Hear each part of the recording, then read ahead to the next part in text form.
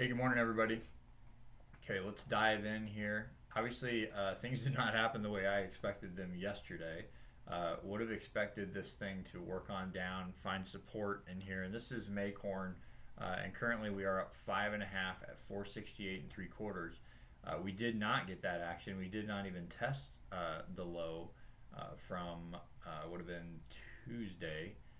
Didn't even test it. Went straight up as we opened and followed through last night. Now we're trying to re-challenge these highs. This is an important high here of 469 and a half. Even more important than this one. This one's kind of an outlier, right? It just shot up that Sunday night and kind of messes up the chart really more than anything. But this is an important high to see what's going to take place here today. This will be resistance at 469 and a half. Something to watch if we can. We have not gotten above it yet. The overnight high was 469 and a quarter. Support today will be the 5-day at 462 and a quarter, right? And then again, obviously, if we break that down, this low and then this trend line. So this low of 449 and a quarter, and this trend line around 440. Oh, it would be about 447 today. So something to watch. Obviously, we are right here where it's going to be very important. Can we break through this or not? Oil is up just a little bit today, so we'll see how that wants to play along. This is an important factor.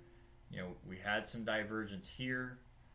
We're coming back up, challenging this high, showing some divergence right now, but that's going to depend a lot more on the action today, and what corn wants to do at this high.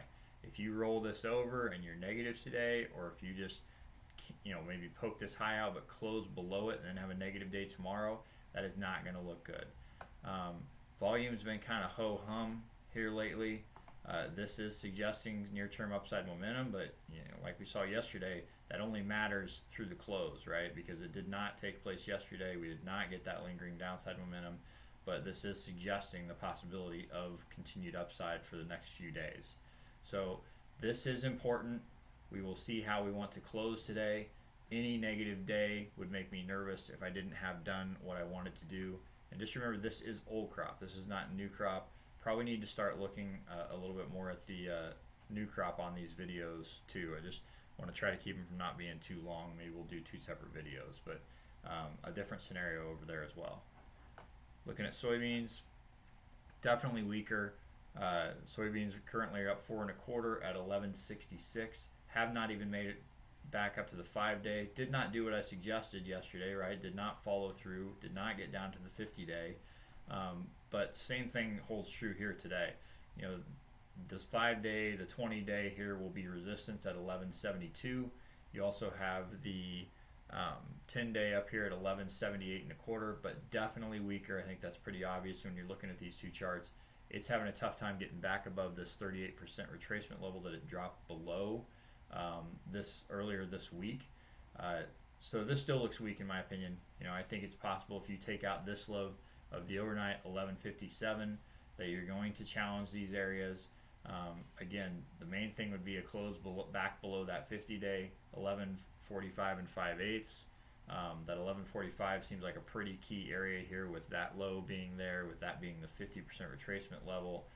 Volume has been dwindling on this, so just less excitement in this market, even though new crop beans are continuing to climb. So again, a lot of difference there. Probably need to start looking at and sending out some videos on that, just because of how different and how much spreading is going on right now.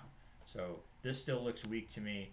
You won't know a lot else unless you can get a close above that 5-day at 1172 and 1/8 right now, or again if you get a close below 1145 and a quarter. But going to be a really interesting day to see how corn reacts at these highs.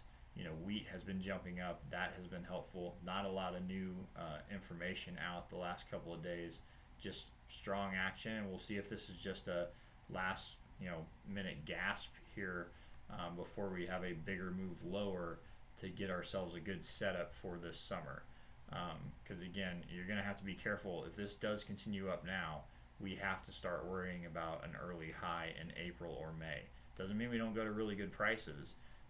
Looking back, it can go, quite a bit above the spring insurance price, but you just have to be careful that you don't want to sit and wait for that June, July rally if we're going to rally that much in April or May, because it's most likely not going to happen.